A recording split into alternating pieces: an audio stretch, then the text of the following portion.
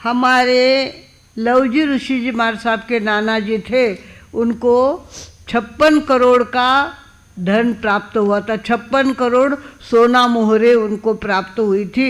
वो कहना रह गया है, प्रसंग निकल जाएगा फिर बात रह जाएगी। बात ये है कि हमारे लवजी ऋषि जी महाराज साहब, जिनको गुरुदेव के गुरु, उन्होंने क्रियोद्धारक लवजी ऋषि जी महाराज साहब, लवजी ऋषि जी महाराज साहब थे। और हमारी ऋषि परंपरा के अंदर क्रियोद्धारक ऐसी उनको पदवी मिली हुई थी। ऐसे लवजी ऋषि जी महाराज साहब के नाना जी थे। वो नाना जी ताप्ती नदी के किनारे छोटा सा गांव था, कहाँ, सूरत के पास। सूरत के पास छोटा सा गांव था और वहाँ पर एक हिंदू घर में, वैदिक घर में वो सर्विस करते थे। उस घर के अंदर बहुत सारा धीना था, बहुत सारी गायें भैंसें बहुत थी, मटके के मटके दूध निकलता था। तो वहाँ का मालिक कहने लगा, इतना दूध मेरे यहाँ आता है और यहाँ तापी नदी बह रही है, उसको मैं दूध अर्पित नहीं कर सकता, ये कितना मेरा दुर्भाग्य है। तो लवजी ऋषि जी महाराज साहब ने कहा कि ये काम मैं करूँगा। क्या कहा? ये काम नाना जी, लवजी ऋषि जी के नाना जी थे वो। तो वीरजी भाई ओरा गुजराती थे, वो कच्छी थे, और वीरजी भाई ओरा उनका नाम था। उन्होंने कहा ये काम मैं करूँगा। और वे क्या करते, रोज़ का 1 मटका दूध लेके जाते गांव के बाहर नदी थी, नदी के लिए पुल बना हुआ था और उसके ऊपर से नीचे उतर के नदी को वो घड़ा भर दूध अर्पित रोज करते थे। उसके बाद आने के बाद सामयिक करते थे। पहले दूध दे के आ जाते, बाद में सामयिक करते और अपना धर्म भी वो संभालते थे। ऐसे लवजी ऋषि जी महाराज साहब के नाना जी एक दिन दूध लेकर के जा रहे थे और एक बड़े सारे सर्प ने उनकी धोती पकड़ ली। उनकी क्या कर ली, अंधेरा था, अब तक सूरज उगा नहीं था, उससे पहले वो चले गए थे, तो उनकी धोती उन्होंने पकड़ ली। तो वो डरे नहीं, उन्होंने कहा जीव है, जीव को ही तो बुलाएगा, उसमें कोई बात है। तो वो मुंह में धोती पकड़ी सर्प ने और धीरे धीरे पीछे पीछे सरकता गया। सरकते सरकते पुल नीचे उतरा और नदी के पास चला गया। और जैसे वो कहता, तू भी हमारे साथ आ जा, तू भी हमारे साथ आ जा, इस तरह से कहते थे। उनके पीछे पीछे लवजी ऋषि जी महाराज साहब के नाना जी जाने लग गए और धीरे धीरे नदी के किनारे गए। वहाँ इतनी बड़ी शिला थी, शिला के नीचे रास्ता था, उसके अंदर सर्प चला गया।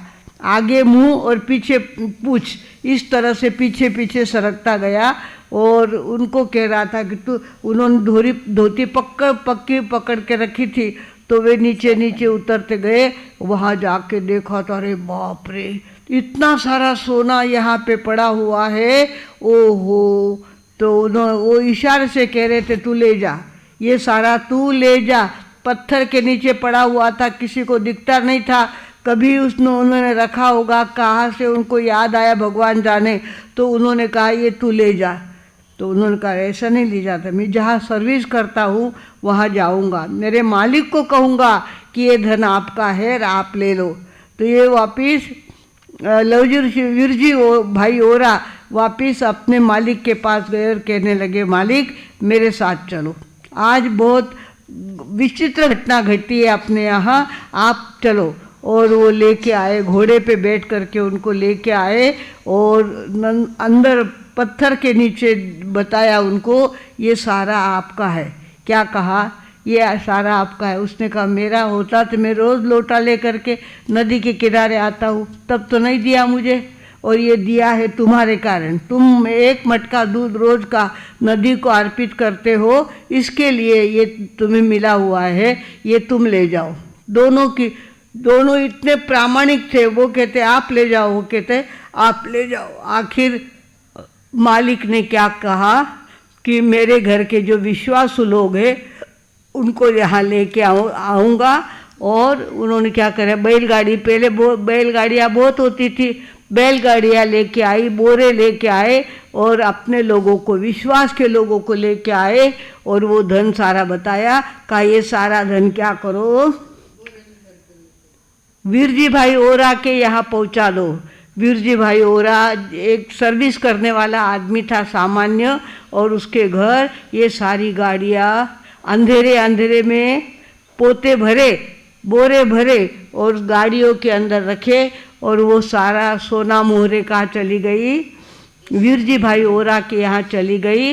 वहाँ धनतेरस के दिन ये धन उनको प्राप्त हुआ था। धनतेरस, चौदस और दिवाली 3 दिन तक लोग उसको गिनते थे, उस सोना मोहरों को गिनते थे। तो कितनी निकली, 56 करोड़। कितनी निकली, 56 करोड़ सोना मोहरा थी। और सब सारी गिन के और मालिक को बताया कि इतनी मोहरे इसके अंदर है। और उसके बाद मालिक ने क्या किया, नई डायरी मंगाई, नया पेन मंगाया, लिखने का साधन मंगाया, और उसके अंदर लिखा वीरजी भाई ओरा नामे 56 करोड़ रुपया जमा कर दिए उनको। जमा बाजू में 56 करोड़ रुपया लिख दिए। वो दिन कौन सा था, पाड़वे का दिन था। आज भी गुजरात के अंदर वीरजी ओरानो पाड़वो एम कहेवाय छे। शू कहेवाय छे, वीरजी ओरानो पाड़वो। आज भी वहाँ ये पाड़वा चलता है। 56 करोड़ वीरजी भाई को मिले थे, पर यत्किंचित भी अभिमान उनको आया नहीं था। मालिक ने उनको बहाल कर दिया इतना सारा धन। मालिक ने उसके अंदर 5 सोना मोहरे भी अपने लिए नहीं लिए कि मेरे यहाँ सर्विस कर रहे थे, मेरे यहाँ का दूध यहाँ अर्पित कर रहे थे, इस कारण से मिला है, ये सारा मेरा है, ऐसा भी कह सकते थे। तो ऐसा कुछ नहीं कहा। वो भी इतने खानदानी थे, ये भी इतने खानदानी थे। 56 करोड़ रुपये वीरजी भाई ओरानो पाड़વો आज પણ ત્યાં ચાલે છે। आज પણ ગુજરાતી લોકો વીરજી ઓરાનો પાડવો એવી રીતે આ દિવસને મનાવે છે ભાગવાનો। इस तरह से हमारे यहाँ पाड़वे के दिन 56 करोड़ सोना मोहरा मिलना एक बहुत बड़ा आश्चर्य था। और किस कारण से मिला, सर्प के कारण से। सर्प उनको लेके गया, उनकी धोती पकड़ के अंदर का खजाना बताया। ऐसे हमारे देश में बहुत सारे खजाने भरे पड़े हैं अभी तक, पर हमको मालूम नहीं पड़ता। हमारे आँख के अंदर पट्टी आड़ी आई हुई है, जिस कारण से ज्ञानावरणी कर्म का हमारे ऊपर बहुत बड़ा पट्टा आया हुआ है, हमको दिखता नहीं। जो ज्ञानी लोग हैं उनको सब कुछ दिखता है। हमारा कुंतो तीर्थ मांगी तुंगी नहीं, आप से गया था, बेचारी दिन रहे उठे, शिखर जी पे हम गए। वहाँ कहते हैं जो ध्यान करते हैं उनको इतना धन, 20 तीर्थंकर हमारे देव स्वर्ग में मोक्ष में गए हुए हैं। और वहाँ जब भी मोक्ष में कोई महापुरुष जाते हैं तो वहाँ क्या करते हैं, अबे हमारे गुरुदेव की समाधि बनी ना, लोगों ने फटाफट अपने अंगूठियाँ उसके अंदर डाल दी, किसी ने अपनी चूड़ियाँ डाल दी। जो महापुरुष का अंतिम संस्कार होता है वहाँ धन होता ही है। तो अभी भी शिखर जी में इतना जो ध्यान करता है उनकी आंखें खुल जाती है, उनको सारा दिखता है, पर उनको माटी और सोना बराबर लगता है। वो कुछ भी पंचायत करते नहीं है, और जिनको चाहिए उनको दिखता नहीं, जिनको दिखता है उनको चाहिए नहीं। इस तरह से आज भी हमारे तीर्थों के अंदर इतना धन भरा हुआ है, इतनी शक्ति भरी हुई है भगवानों, हमको पता नहीं चलता। हम तो खाली मिट्टी देख करके वहाँ के आ जाते हैं, वहाँ का डोंगर देख करके आ जाते हैं, पर जो ध्यान करते हैं उनको धीरे धीरे सारा, जैसे सर्प ने उनको दिखाया ऐसा सारा धन दिखता है भगवानों।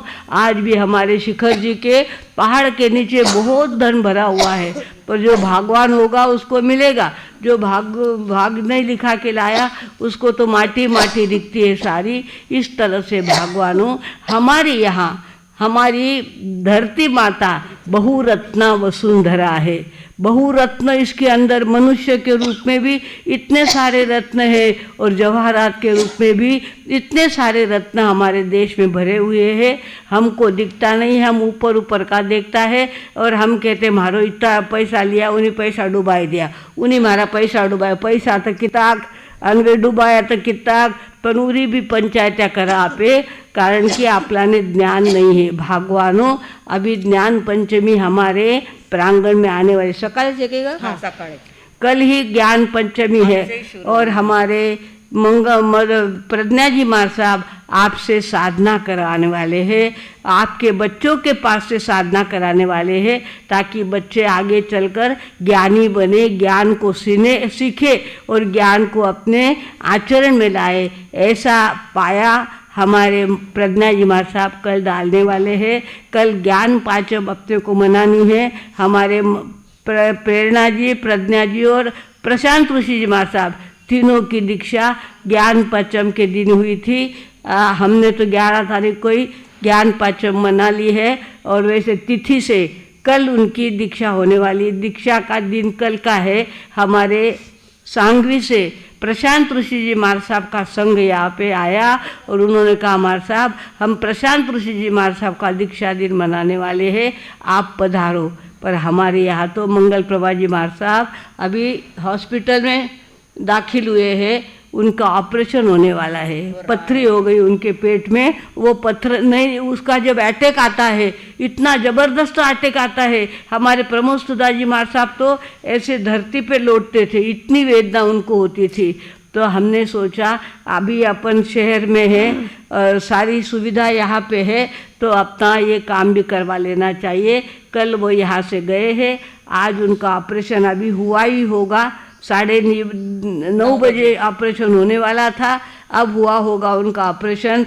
और मधुस्मिता जी मार साहब भी वहीं गए हैं, जय स्मिता जी मार साहब भी वहीं गए हुए हैं, संयम प्रीति जी मार साहब भी वहीं गए हुए। 2 तो वापस आ जाएंगे, संयम प्रीति जी वहाँ रहने वाले हैं और 2 दिन उनको डॉक्टर रखेंगे, उसके बाद वे यहाँ पे आ जाएंगे। भगवानों, इस तरह से जीवन में परिवर्तन ऊपर नीचे होते रहता है। हमारे जीवन में भी बहुत सारे परिवर्तन आए हैं और अब परिवर्तन होगा हमारा स्थान का परिवर्तन। ये वर्धमान प्रतिष्ठान हम छोड़ेंगे और आगे विहार करेंगे। पहले हमको कोथरूड जाने की भावना है। कोथरूड के बीच में हमारे एक डॉक्टर रहते हैं, गांधी डॉक्टर, जो मंगेशकर हॉस्पिटल में प्रैक्टिस करते हैं, कान नाक घसे की प्रैक्टिस करने वाले बहुत बड़े डॉक्टर हैं। उनकी बहुत ज़्यादा विनती है, खाली वहाँ नौकारसी का काम करेंगे। अपने साथ जो लोग आने वाले हैं उनके भी नौकारसी का वो ध्यान रखने वाले हैं। और इस तरह से हम आगे कोथरूड जाएंगे, वहाँ 2 दिन ही रहना है। उसके आगे हमारा लोनिकन तो है ही, गौशाला तो है ही, आगे कैसे होता है ये आगे समय आने पर आपको बताएंगे। आज इतना ही बोलकर मैं विराम लेती हूँ। ओम